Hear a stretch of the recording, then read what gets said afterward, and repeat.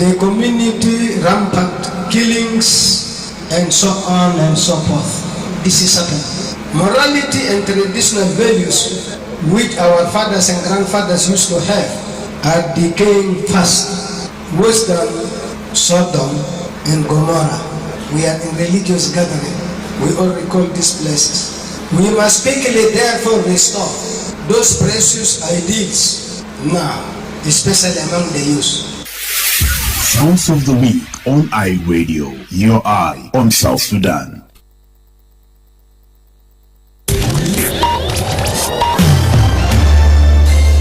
Live from Juba, on air and online. This is iRadio News.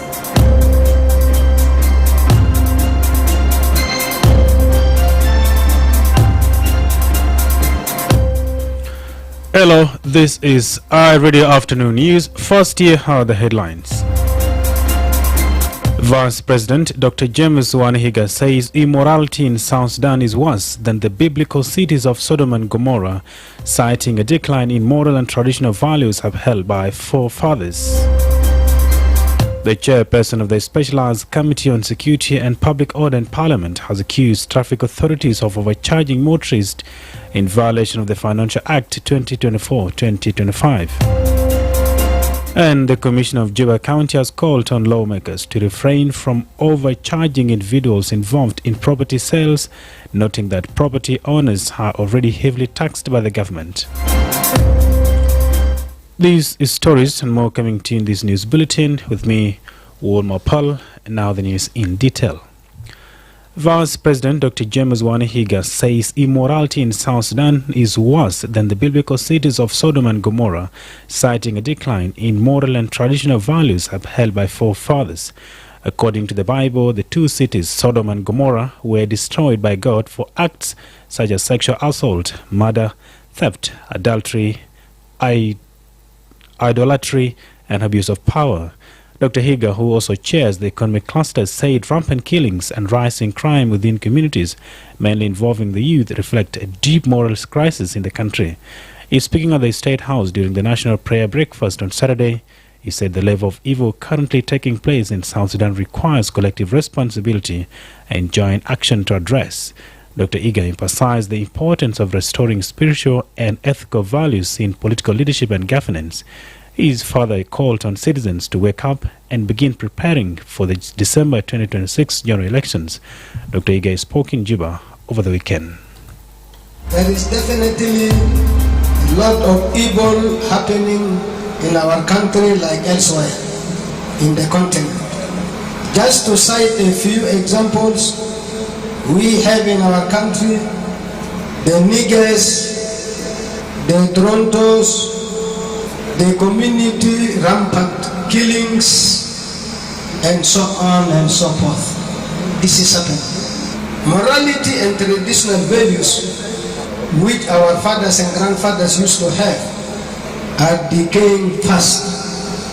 Worse than Sodom and Gomorrah. We are in religious gathering. We all recall these places.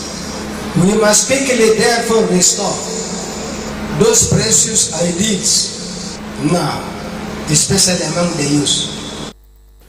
The National Breakfast Prayer, which President Salva Kiir said was intended to God's guidance, was attended by religious leaders, government officials, members of the diplomatic community, and civil society representatives.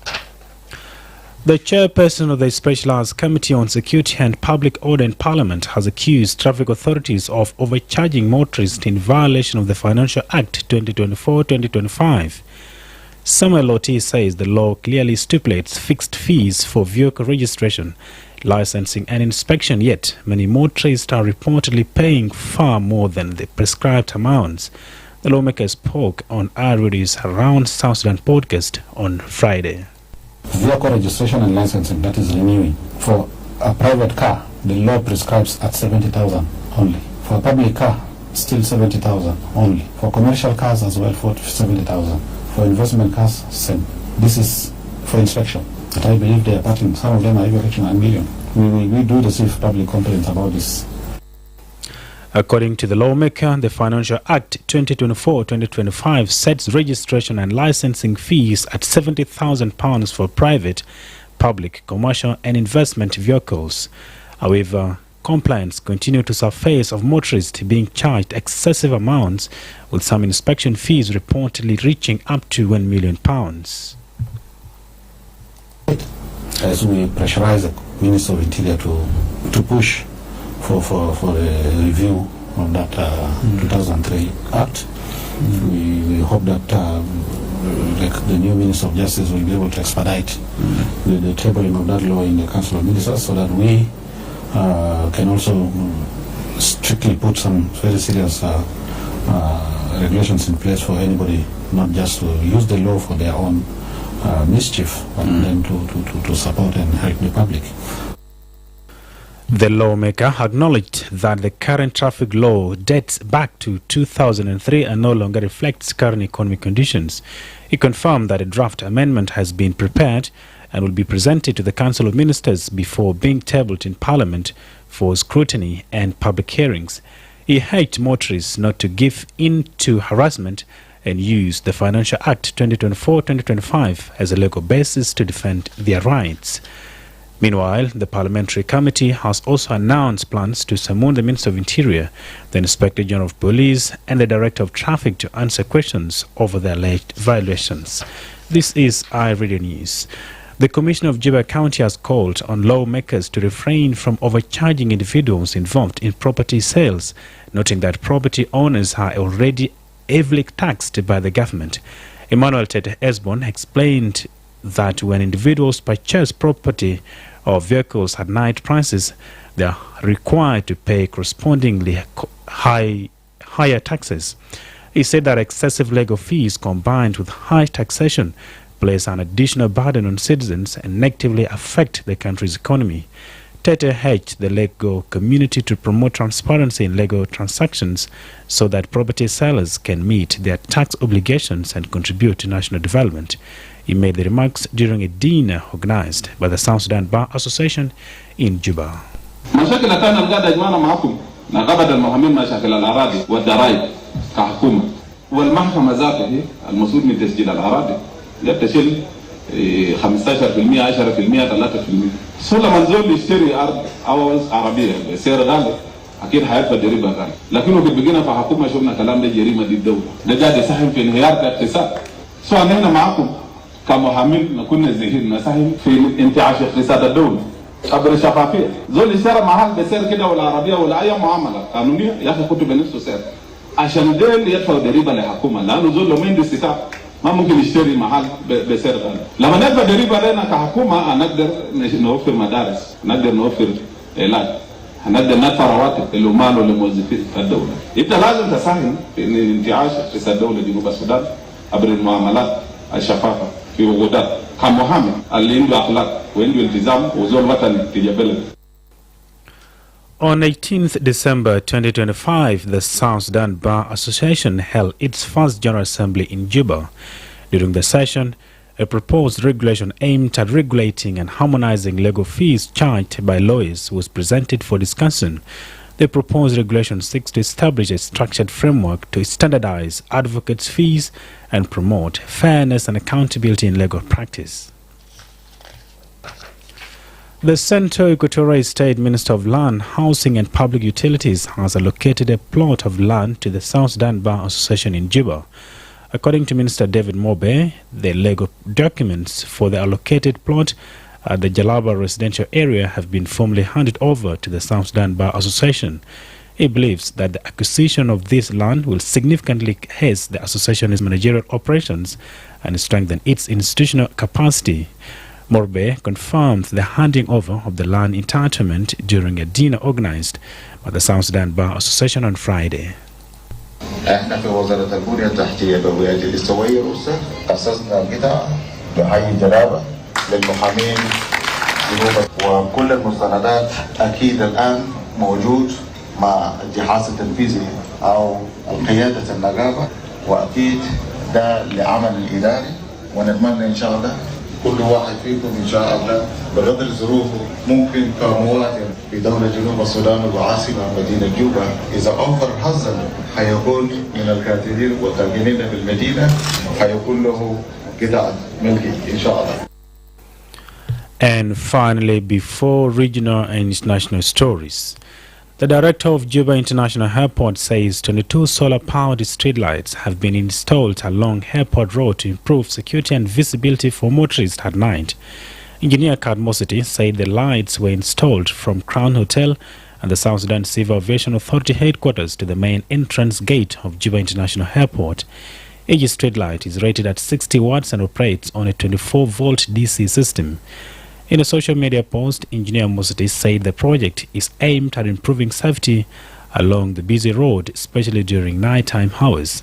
He said, and I quote, "Today, we successfully installed 22 solar lights, each rated at 60 watts per 24 volts DC, along Airport Road from Crown Hotel and the South Sudan Civil Aviation Authority headquarters to the Juba International Airport main entrance gate. This installation will significantly improve security and night-time visibility for drivers using this route." End quote. Airport Road is one of the main transport routes in Juba and is frequently used by travelers, airport staff and commercial vehicles. Authorities say the new solar lighting is expected to help reduce road accidents and deter criminal activities. The lights also provide a reliable and sustainable source of lighting. The project is part of ongoing efforts by airport management and the relevant authorities to improve infrastructure and safety around Juba International Airport. This is iRadio Afternoon News. To the regional international stories, here is James Atem. Thank you. Beginning in Africa, Nigerian authorities say they have secured the release of the remaining 130 school children and teachers kidnapped from a Catholic boarding school in the country's central Niger state. Nigeria's federal government described the latest release as a moment of triumph and relief after one of the country's worst mass kidnappings. More than 250 children and staff were abducted from St. Mary's Catholic School in Papiri on November 12. Earlier this month, about 100 of the children were released.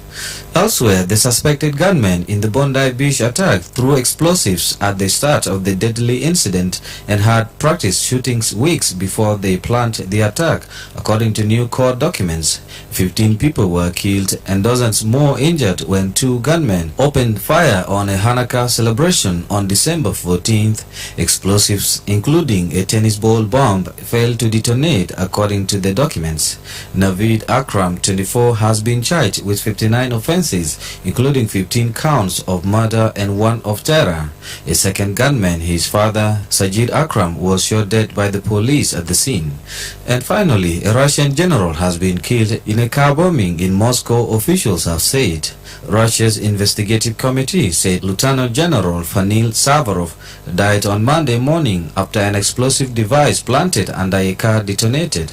Savarov, 56, was the head of the Armed Forces Operational Training Department, the committee added. It said one theory being investigated was that the bomb was planted with the involvement of Ukrainian intelligence services. Ukraine has not commented. And that's the end of the regional and international news. With me, James Atem. Now back to you, Wol Mapal, in the studio. Thank you so much, James Atem. And now to the sport desk. Here is Darlington Moses.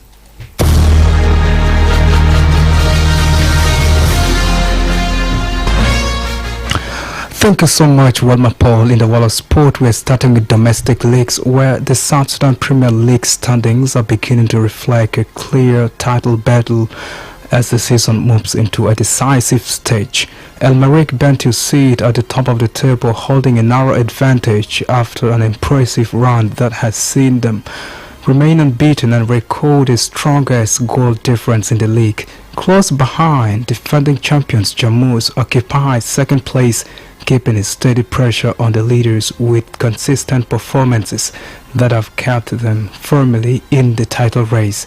Qatar FC remains in contention as well, sitting third and will within reach of the top two despite a mixed run of recent results.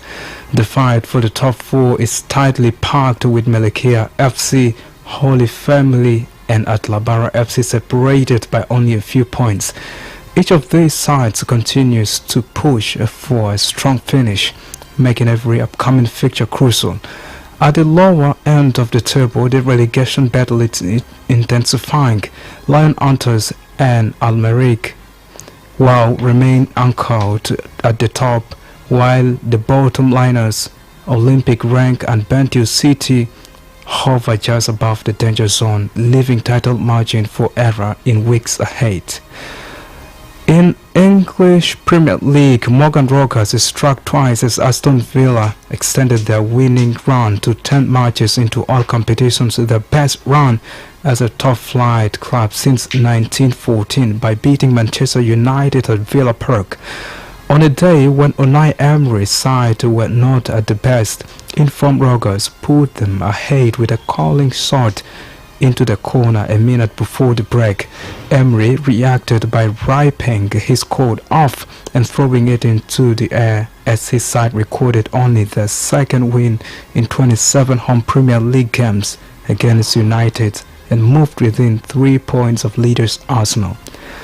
And finally, former England striker Wayne Rooney has held Arsenal midfielder Declan Rice as a future captain of the Three Lions after watching the 26-year-old help the Gunners return to the top of the Premier League table with victory at Everton.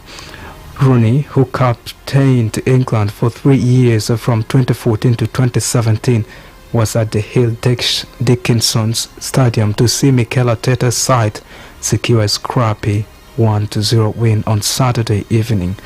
This is all in the world of sport, and back to you, Wol Mapal.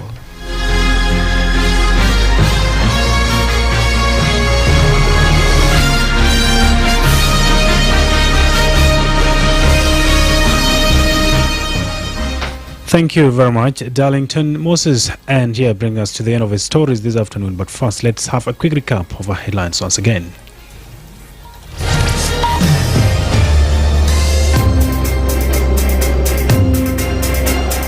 Vice President Dr. James Wanihiga says immorality in South Sudan is worse than the biblical cities of Sodom and Gomorrah, citing a decline in moral and traditional values upheld by forefathers. The chairperson of the Specialized Committee on Security and Public Order in Parliament has accused traffic authorities of overcharging motorists in violation of the Financial Act 2024-2025. And the Commissioner of Juba County has called on lawmakers to refrain from overcharging individuals involved in property sales, noting that property owners are already heavily taxed by the government. That is the end of iRadio Afternoon News. If there is a story or an event you'd like iRadio to cover or report about, please don't hesitate to send us a text on +2 11925 287 870. It's also our WhatsApp number. Follow us on X at iRadio Juba, like our Facebook page, iRadio, subscribe to our YouTube channel at iRadio. You can also visit our website and listen to us online, www.iradio.org. Stay tuned for news in Arabic at half past the hour. I am Wol Mapal on behalf of the news team. Thanks for listening and for watching.